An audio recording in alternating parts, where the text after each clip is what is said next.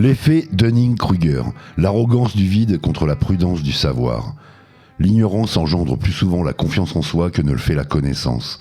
Ce sont ceux qui savent peu, et non ceux qui savent beaucoup, qui affirment d'un ton péremptoire que tel ou tel problème ne sera jamais résolu par la science. Charles Darwin. Le paradoxe de l'incompétence, l'essence de l'effet Dunning-Kruger. L'effet Dunning-Kruger est un biais cognitif qui nous touche tous, à des degrés divers, sans que nous nous en rendions compte. En substance, il décrit une situation où les personnes les moins qualifiées dans un domaine spécifique ont tendance à surestimer grandement leurs capacités, tandis que les experts, eux, ont tendance à sous-estimer les leurs. Ce n'est pas une question de vanité ou de mensonge, mais un véritable aveuglement de l'esprit. La fluidité de ce mécanisme repose sur un constat cruel.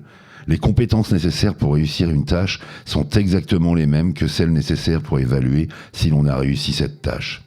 Sans ces compétences, on ne peut pas voir ses propres erreurs. C'est le paradoxe de l'incompétence qui s'ignore elle-même, créant une bulle de confiance injustifiée au sommet de ce que les chercheurs appellent avec humour la montagne de la stupidité. Mr. Mind, Mr. Mind, please, where is my mind?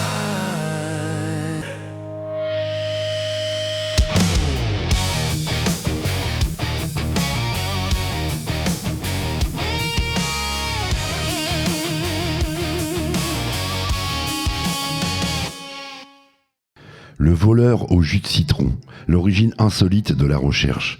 L'histoire de ce biais commence par un fait divers incroyable en 1995. Un homme nommé MacArthur Wheeler décide de braquer 2 banques à Pittsburgh, à visage découvert.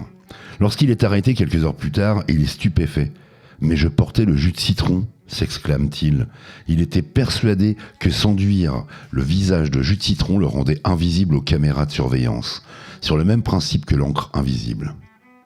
Intrigués par un tel niveau d'aveuglement, les psychologues David Dunning et Justin Kruger de l'université Cornell décident d'étudier scientifiquement ce phénomène en 1999.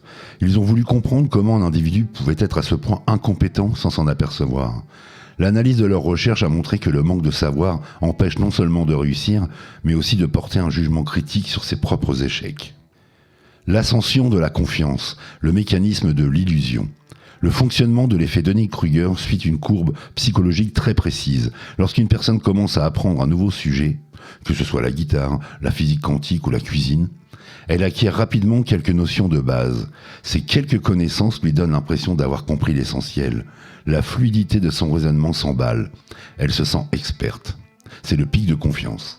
Cependant, si cette personne continue d'apprendre, elle commence à réaliser l'immensité de ce qu'elle ignore encore. Sa confiance s'effondre alors dans ce qu'on appelle la vallée du désespoir. Ce n'est qu'après un long et difficile apprentissage qu'elle remonte lentement la pente de l'illumination pour atteindre le plateau de la véritable expertise, où la confiance est enfin ancrée dans la réalité. Le doute de l'expert. Pourquoi les meilleurs se sous-estiment ? À l'autre extrémité de la courbe, on trouve un phénomène tout aussi fascinant. Les véritables experts ont tendance à penser que si une tâche est facile pour eux, elle l'est forcément pour tout le monde. C'est une forme de modestie involontaire liée à une trop grande compétence. Parce qu'ils maîtrisent parfaitement leur sujet, ils voient toutes les nuances et toutes les erreurs possibles, ce qui les rend prudents et parfois hésitants. La fluidité de leur expertise les rend aveugles à leur propre singularité. Ils pensent que leurs connaissances sont banales alors qu'elles sont exceptionnelles. C'est ainsi que, lors d'une discussion, l'ignorant affirme ses certitudes avec force, tandis que l'expert tempère ses propos avec des « peut-être » et des « il est possible que », laissant souvent l'avantage rhétorique aux moins compétents. Situation réelle, du karaoké aux réseaux sociaux. Les exemples d'effets Dunning-Kruger abondent dans notre vie réelle. Pensez aux premières étapes des concours de chant à la télévision. Des candidats persuadés d'être des stars sont dévastés par les critiques, car leur manque d'oreille musicale les empêche littéralement d'entendre qu'ils chantent faux.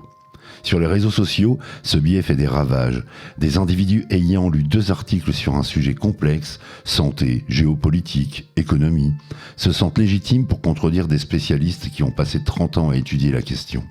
La fluidité de l'information immédiate favorise ce pic de confiance illusoire.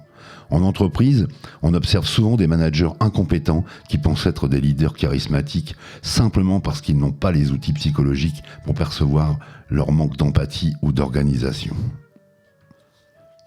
À quoi sert ce biais? Un moteur pour l'action. On peut se demander pourquoi l'évolution a permis à un tel biais de persister. En réalité, l'effet Dunning-Kruger possède une utilité pragmatique. Il favorise l'audace. Si nous avions conscience de l'immense difficulté de chaque tâche avant de la commencer, nous ne ferions jamais rien. La fluidité de l'illusion initiale agit comme un booster de motivation. C'est ce qui pousse un entrepreneur à lancer sa boîte ou un artiste à monter sur scène pour la première fois. La confiance aveugle du débutant permet de franchir le pas de l'action. Le problème n'est donc pas de tomber dans ce biais, nous y tombons tous à chaque fois que nous découvrons quelque chose, mais de savoir en sortir rapidement en acceptant la confrontation avec la réalité et l'apprentissage continu. Le remède par la métacognition, apprendre à s'évaluer. Comment se protéger de soi-même et sortir de la montagne de la stupidité? La clé réside dans la métacognition, la capacité de penser à ses propres pensées. Pour briser la fluidité de l'auto-illusion, il faut activement solliciter des avis extérieurs et contradictoires. L'analyse des recherches de Dunning montre que les personnes informées de l'existence de ce biais deviennent plus prudentes dans leurs affirmations. Il s'agit d'apprendre à poser des questions plutôt que de donner des réponses, et d'accepter l'idée que ce que nous savons n'est peut-être qu'une fraction d'une réalité bien plus vaste. La véritable intelligence ne réside pas dans l'accumulation de savoir, mais dans la connaissance lucide des limites de sa propre compréhension. L'héritage de Cornell, une leçon d'humilité universelle. L'expérience de Dunning et Kruger reste un pilier de la psychologie contemporaine car elle touche à l'essence de la sagesse. Pour le curieux et le passionné, cette étude est un rappel que le savoir est une mer sans fin. La fluidité de la certitude est souvent le signe d'une vision étroite. En comprenant que nous sommes tous l'ignorant de quelqu'un d'autre, nous développons une forme de tolérance et de curiosité renouvelée. Dunning et Kruger ne nous disent pas que nous sommes stupides, ils nous disent que nous sommes humains et que le chemin de la connaissance commence toujours par l'aveu le plus difficile. Je ne sais pas encore. Conclusion sur ce syndrome de la confiance illusoire. L'effet Dunning-Kruger nous rappelle que la confiance est une boussole qui peut facilement perdre le nord. Ce syndrome nous enseigne que plus nous apprenons, plus le monde devient complexe et nuancé. La fluidité de la pensée ne doit pas être confondue avec la vérité. En acceptant de descendre de la montagne de la stupidité pour affronter la traversée difficile de la connaissance, nous devenons non seulement plus compétents, mais surtout plus sages. La connaissance est un voyage, pas une destination, et l'humilité en est le seul passeport valide.